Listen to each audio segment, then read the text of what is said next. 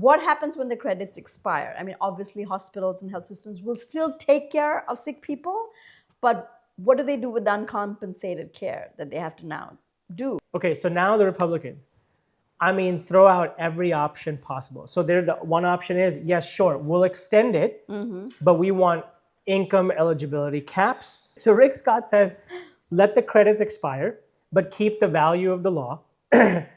Except HSAs, he wants to fund this thing called the Health Freedom Accounts. So now we move from a story about unaffordable healthcare to the very happy story of affordable drugs, or at least some type of drugs. So early November, the Trump administration...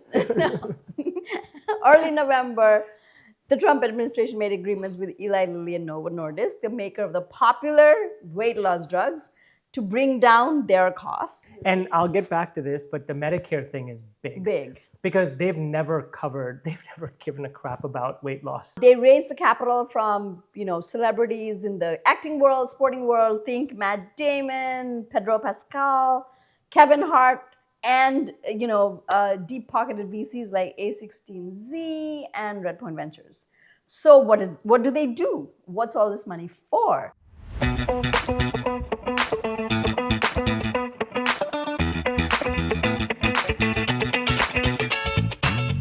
Hello and welcome to Debunked, where we discuss the month's healthcare news with some personality and pizzazz. So we're recording this after Thanksgiving, which means that we're fully into open enrollment season. And for the last few months, we've been discussing expiration of the Obamacare or ACA credits, which is going to create a lot of trouble for millions of Americans. In fact, we reported that 93% of ACA market enrollees get some form of tax credits. 22 out of the 24 million people will see their premiums double, and 5 million ACA enrollees won't be able to afford anything. Now, it's very interesting. Democrats shut down the government because of this issue. They thought it was unconscionable. And then it was so ironic, some of them decided we'll reopen without the deal. By December 15th, people need to sign up, right? Yeah. Otherwise, you cannot get insurance. You'll remain uncovered. And there is a vote set up next week. Yeah. Actually, December 9th is what they're actually saying, for the Senate to decide what's going to happen. I just don't know. Premiums are going to have already shot up for people who have tried to buy. What happens when the credits expire? I mean, obviously, hospitals and health systems will still take care of sick people, but what do they do with the uncompensated care that they have to now do, right? My sense is they're going to pass on the buck to employers. We might even see some job losses. There are companies, there are estimates out there saying that health systems will have to cut jobs because they will not be able to manage this uncompensated care and keep people in position and keep people employed. But I'm wondering if this is all too politically risky for Republicans. I mean, after all, Trump got into office talking about affordability in general, and healthcare is certainly part of that affordability argument. I'm wondering whether Marjorie Taylor Greene and her prediction in her rebuke, I call her resignation rebuke video, where she essentially resigned saying, this is not what she got into government for, and she predicted that Republicans would lose the midterms next year. And the Obamacare tax credits were one of the major issues. So I don't know. I feel like we're caught between a rock and a hard place. What's your take? What are some of the Republican alternatives? If you don't extend these tax credits, what are the alternatives? First of all, the Republicans do not have a unified voice. True. You're hearing like things just being thrown together. Mm-hmm. Okay, I also want to clarify one thing. This thing gave me a headache. And you and I are people in healthcare. Right. Okay. Talk about people who are not in our industry. Healthcare. Oh my God, it is so painful and complex to understand this stuff. Okay? Yeah. So bottom line, right? Let's start with the options, right? But the first option, obviously, that even the Democrats are sitting there saying is, guys, just extend this thing for 1 to 2 years. Let's get a bipartisan council, whatever work group together, and we'll negotiate. We'll figure these things out. But right now, the sand in the hourglass is Trickling. you can't have people who don't have care. Yeah. Let's do something, and then let's go ahead and get to work on this. Right, Let's right. not do this like at the 11th hour, which is what they're doing again. Right. Now, okay, fine. So that's the difference. But Now then you're talking about the Republicans. let me stop you for just a second. Yeah. I don't think I fully buy into Democrats also working things out because No doubt. know? They're definitely saying they're trying to buy time. Right. And yeah, then they'll argue and then they'll shut down the government. Like I'm not saying that they're not to blame. They won't be the ones to blame again. Right. Or not to blame. Right. But my point is they're sitting there going, you don't have time right now. Right. Right? Do something to stop the bleeding. Right. Right? Put the tourniquet on. Then let's go figure out how to do surgery. What's the optimal procedure? Right. Okay, so now the Republicans. I mean, throw out every option possible. So the one option is, yes, sure, we'll extend it, but we want income eligibility caps. We want anti-fraud protection. We want all this stuff. Okay, as they say in our language, bhai, you don't have time for this. December 15th is 2 weeks away. Yeah. You want to negotiate eligibility, income caps, and how are you going to get this done? It's December 1st, December 2nd, whatever, like next week is the vote, like you said. You don't have enough time. Right. So is there a compromise of, I don't know, 3 months, 6 months, whatever it is that you're going to put on the table? The other option, okay, I'm going to call this the Senator Cassidy plan, Okay. is basically replace the subsidies, but put more efforts into the HSAs, right? So Okay. now you're giving coverage for people to make their own decisions to utilize those So dollars. put more money, increase the limit for HSAs? Into the contributions for high deductible plans. Okay. Right? enough. So that's his option. Now there's some that are just like, dude, screw all this. Let's just remove the entire thing. Yeah. Let's go back to pre-subsidy days. I don't think Because they're that'll like, work, well, yeah. this was all formulated for pandemic era and all this sort of stuff. Let's Yeah. just eliminate the whole thing. Yeah. Okay, and then some want to also give control back to states. Yes. Saying, hey, you know what? Let's just have the states do this and manage these high deductible plans, create income eligibility. But again, you don't have time to do that. Okay. What about Trump's And- plan? Well, Trump's plan. To give money directly to people. Yeah, because he was thinking he's thinking, well, I'm not going to give it to the company. I'm going to give it to the people. Yeah. I mean, but this is kind of the same thing. But I thought the subsidies were going to people, so I'm actually But that's what I'm saying is he's yeah. confused. His Yeah. comment, his tweet or whatever it was confusing. Yeah. And then you have the Rick Scott plan. Okay. The Rick Scott plan is Former governor of Florida, now Senator Rick Scott. right. Yes. Yes. Okay. Thank you. Okay. Yeah. I'm just calling him Ricky. Okay. So Rick Scott says, let the credits expire, but keep the value of the law. Except HSAs, he wants to fund this thing called the Health Freedom Accounts. Okay. So the difference between that and the HSA is, in this account, you can actually use this money to pay premiums and healthcare costs. Where Okay. HSAs, you can't pay premiums with that. That's right. So here you go. Those are the gamut. But here's the thing. There's no unified voice coming out. One of the articles I read, supposedly, what was it, last week or today or tomorrow, they're supposed to have put out some sort of a Republican mandate. Plan, yes. Right? So everybody's sitting here waiting that there's some plan coming out. Right. If you're a betting person, some sort of extension is coming. It has to be, because I don't know if, to your point, from a politically charged perspective, Yes. can some of these guys just sit there and say, no, we're going to remove this whole thing, we're going to shut it down? Some of these states that you have some of the concerns from, these are red states where they are up for midterm elections. And the other thing is, Medicaid cuts have already been put into place. That has annoyed and hurt a lot of people. So how far are you going to go? I don't know what the plan is, because on the one hand, we can't spend, but is healthcare the place to cut? I don't know. I don't know that part. But the I'm Republicans sure, don't have, they've been trying to repeal Obamacare for God knows however. decade plus. Yes. But I think, look, the point is that there's obviously some middle ground. Yes. Somebody's going to have to give or take something. Right. But the other thing is, the KFF poll earlier this year shows 78% of Americans are like, please, for God's sake, just extend the enhanced subsidies right now. Right. So right. if you want to hear what the polls are saying, that's what they're saying.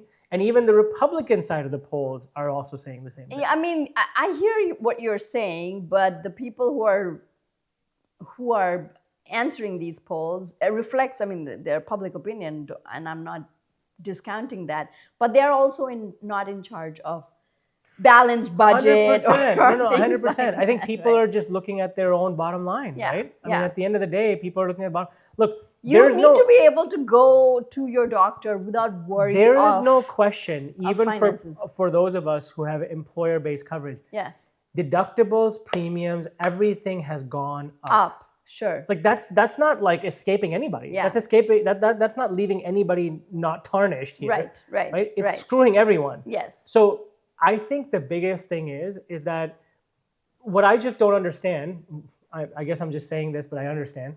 Why can't you guys actually just come to some sort of an agreement or a compromise? Why is it we're always facing these government shutdowns? Because people haven't made their decisions. They haven't negotiated. They haven't talked about it. Yeah. There's these bipartisan councils and all these sorts of plans. And every single time, we're always at the 11th hour. Oh, we're going to shut down the government. Well, that's been the story of the day for several years. And the reopening of the government less had to do with the fact that, like, let's just be honest. Yes, they were sitting there going, oh my God, like, we're giving in, right? Dude, it's holidays. They don't want they don't want people complaining about already, and no like, travel, paychecks, this and that, border security, all that stuff is important. Yeah. But it still made Democrats look pretty bad, no question about it. All right. So now we move from a story about unaffordable healthcare to the very happy story of affordable drugs, or at least some type of drugs. So early November, the Trump administration... Early November, the Trump administration made agreements with Eli Lilly and Novo Nordisk, the maker of the popular weight loss drugs, to bring down their costs. Yeah. And I'm going to look at my handy cheat sheet because I want to read out how much cheaper things will be. So basically, the agreement will allow patients to access GLP-1 drugs through trumprx.gov. Look like you're Rambo or something. trumprx.gov. Yes, the name is of President Trump, but awesome. It's a direct-to-consumer site where you'll be able to buy drugs directly from that site. What was significant about the deal, not just the cheaper prices, but the idea that Medicare and Medicaid will pay lower, and it's enabling Medicare to cover GLP-1s for obesity for the first time. Yeah. Up until now, it's only been for diabetes, right? Yeah. Now it's being recognized that obesity is also a disease that needs to be contended. So how much cheaper, you ask? People can buy Ozempic and Wegovy for $350 when purchased through Trump RX. I think this is the per month price. Yeah. Compared to the list price of over $1,000, they can buy Zepbound and orforglipron. I had to practice a few times. This is the pill form, as yet unapproved, of the GLP-1 drugs. That one is made by Eli Lilly. So they will pay $346 for Zepbound, and when this drug is approved, again, compared to a list price of $1,000. Now, not just Eli Lilly, but Novo Nordisk also has a pill version of Wegovy coming. I think it's supposed to be at the end of this month. So that will be available for $150 per month through Trump RX once it's approved. Now, these were just direct-to-consumer prices. Now, Medicare prices for Ozempic, Wegovy, mounjaro, Zepbound will be $245. And Medicare will be allowed to cover Wegovy and Zepbound for obesity for the first time, as I mentioned. And Medicare beneficiaries will pay a $50 copay per month. So it's a lot cheaper, and I think a lot of people will really applaud the administration for this. Oh, Lord, you can clap louder than that. I don't want to drown out our mic, right? So first thing, wow. It's huge. Yeah. Right? And I'll get back to this, but the Medicare thing is big. Big. Because they've never given a crap about weight loss. Right. Okay. So that's huge because we all know that there's obviously underlying issues behind that stuff. Absolutely. Okay, so the good stuff. Amazing price drops. Yeah. Biggest price drops ever. Huge. Right? Okay. So pretty cool. From a pure access perspective. Yeah. Awesome. Great news. Right? Totally sort of super cool. Medicare approving coverage. totally cool because we all know obesity is a gateway drug to all these chronic conditions. So not a gateway drug, it's a gateway condition to all other conditions. you know, cart before the horse, horse before the cart. But you get what I'm saying. And the other thing is that these diseases, right, and weight mismanagement of weight Yes. leads to these chronic conditions. Absolutely, yeah. Which drives up healthcare costs, what we just talked about. Comorbid conditions, right? correct. So basically all that stuff. And then anything that kicks PBM's ass, I love. Yes. Right? Anything that does that to them, right? Shout out Mr. Mark Cuban. Isn't he happy about that too? He should be happy about that. All right, now the concerning part. Yeah. You're going to do this direct to consumer. Yeah. Okay. We've already talked about this before. Government's going to run a direct to consumer site. I mean, they're not. I don't think that's what TrumpRx.gov is. I don't think it's a key e-commerce site. I think it will link out to the individual platforms. Okay, as long as somebody else is managing adverse events, tracking, logistics, supply chain, fulfillment of orders, sure, cool, awesome. Yeah. So you're basically like a facade page. Well, it's not a facade place. I mean, look.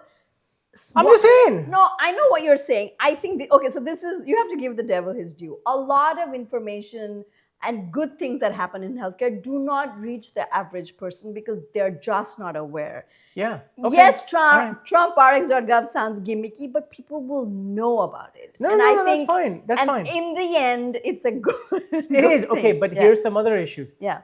Supply chain is already an issue with GLP-1s. Okay, Well, shortage is already over.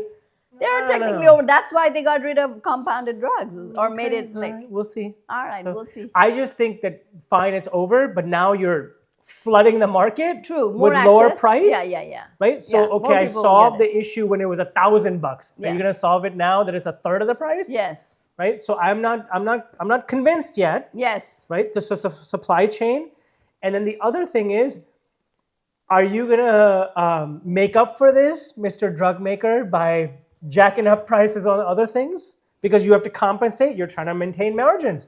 Now you're suddenly opening up the margins to like, oh my God, lower margins. I have to jack you somewhere else. I'm sure there's still a healthy margin. Well, that's what I'm saying, right? But I don't know. And then the PBMs, you think my buddies, the PBMs, are going to just take this lying down? They still have a lot of power. They do. They have a lot of legal power. They have formulary power. They have access power. What happens to commercial covered drugs, right? Like what happens there? There's people are sitting there going, yo, I got a health plan. Why am I paying more now? Why wouldn't I just go direct? So that's where Mark Cuban comes in. He's going to go to the employers and say, come direct. Well, not for these drugs. I don't think he has So I think, again, look, I'm not trying to poo-poo the thing. Yeah. Right? I think that's great. Yeah.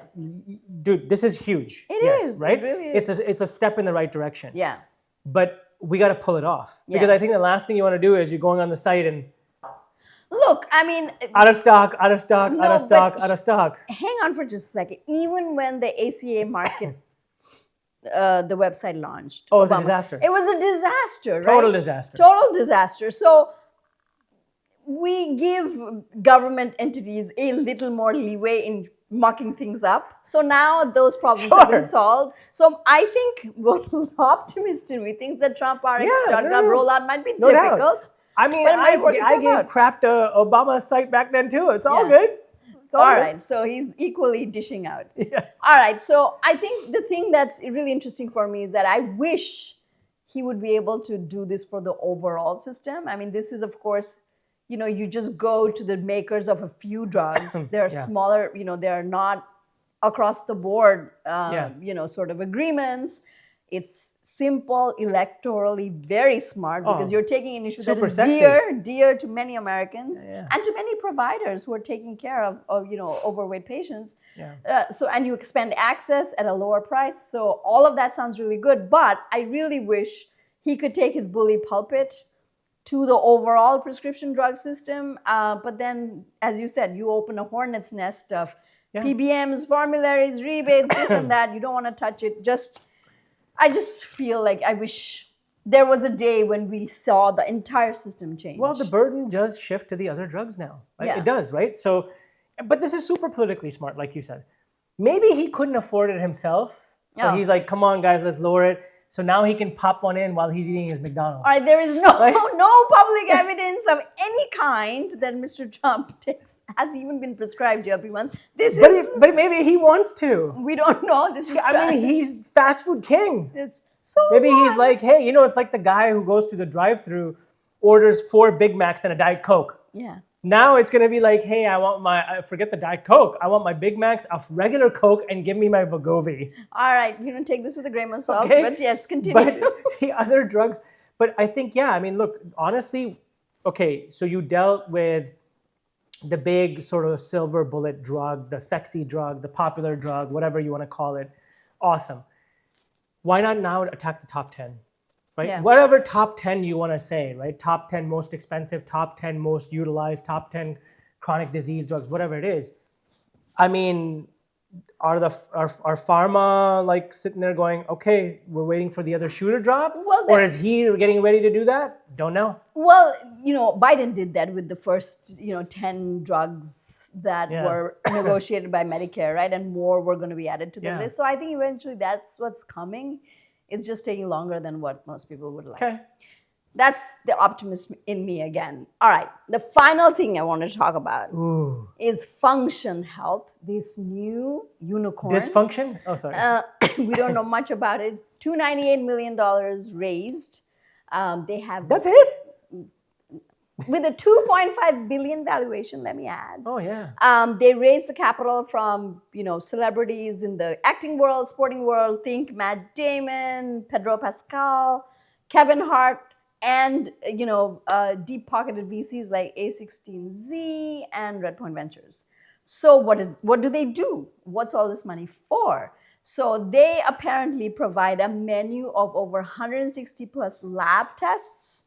Yeah, biomarkers, yeah. Yes, and so they are looking at biomarkers for early indications of disease. And after you do however many tests you want to take, a clinician will provide you a summary of your overall health.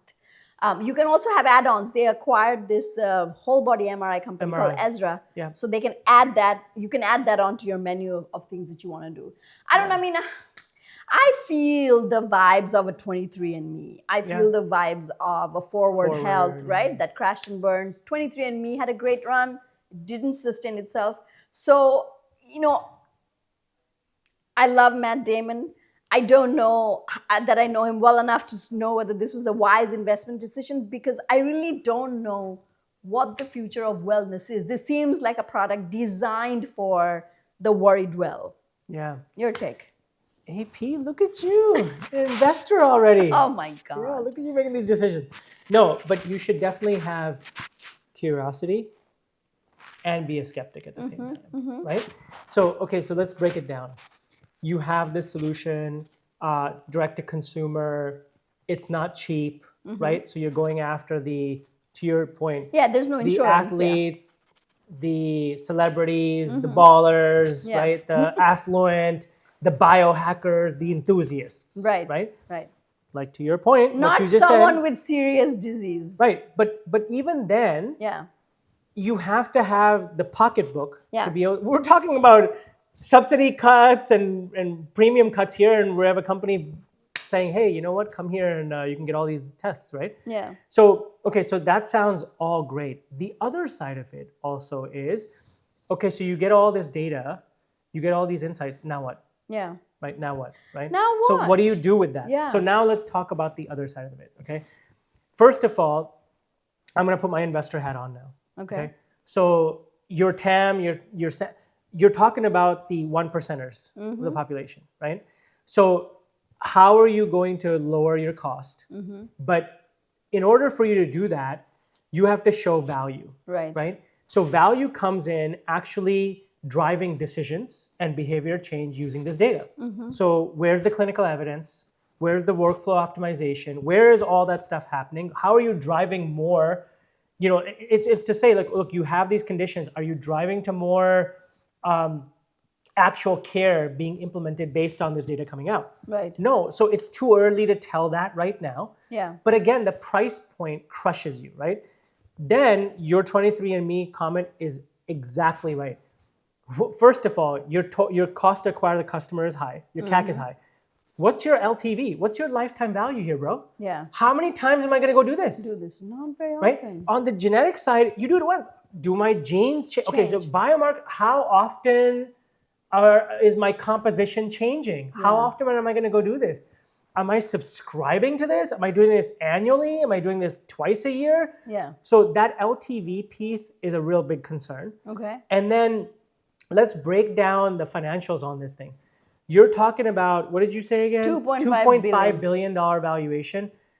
Call me crazy. If Wall Street was looking at this, would say, okay, are you doing $200 to $250 million in revenue? I do not think so. Yeah. I can guarantee you they're raising. They're not doing $250 million in valuation. Yeah. So your margins are out of total whack. As an investor, last point here, I have had companies come to me that look just like Function, okay, over the last couple of years. They're at 100. 2 years ago, I had a company come to me that had 55. I have 55 biomarker lab tests, blah, blah, blah. We can do all this. Yeah. My bottom line question to them always is, first of all, you're too expensive. You're only going to go to the people who can afford it, right? Number one. You're only providing insights. You're not providing action. Okay, all that. Put all that aside for a second, okay? We live in a reactive health care world. Correct. Insurance does not cover prevention and prediction outside of a couple of few things. Sadly, no, but you're right. Yeah. So you're not going to get traction because you got to first convince employers to do this because they're the easier ones, maybe. Correct. The self-insureds, right? Yes. And then the insurance companies. They'll look for clinical utility. Why, if you just break this down in a layman's term, okay, I get this test. Yeah, what do I do with it? I paid for it. But let's just remove that. You want to go to your doctor. You go to your doctor and you say, hey, bro, I want this Function Health test. Prescribe this to me. Yeah. Oh, wait, you want me to prescribe you a test that is going to tell you what problems you have? Why would I do that? Because then when it comes out the problems you have, now I'm going to drive up cost for those problems treated. Yeah. Now, of course, the right thing to do is absolutely you should do this. Yes. Because wouldn't you want to catch these things early? Yeah.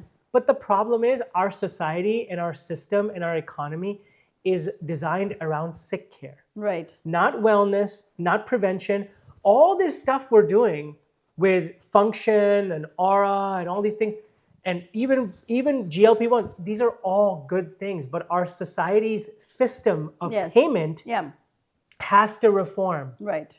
And there are things that are happening in the payment reform world and everything, but it's almost like, look, with Function, here's the thing. They're either going to be a category definer or they're going to go defunct. There is no middle ground right now because the society, our economic society does not support a middle ground. Right. And direct to consumer only goes so far in this setup. And then maybe if they tied to precision medicine, but then precision medicine also has not really panned out as people had hoped. Bottom line is, can you take this and go get actual care done? But then the problem is, if that transition does not happen and insurance does not pick it up or the employer does not pick it up, you are not getting execution outside of the fact that, like, I took these tests and now I know I have this stuff and now I'm creating worry words. Yeah. Right? Oh my God, what can I do? What am I going to do? Oh my God, I can't act on this. Yes. Yeah. So that's the biggest problem. Yeah. It's super cool. It's super sexy. But it's like, if you can't make that transition, you're going to be another 23andMe. I'm unfortunate to say, you're going to be dead in the water. Yeah. So, because the problem is, at some point, your cost to acquire customer is so high, you can't sustain the business. Right. Well, this is not to say that we are not for early detection or anything like that. But it's hard in the setup that we have. And it's just strange. I mean, Forward also raised a ton of money. So I don't know.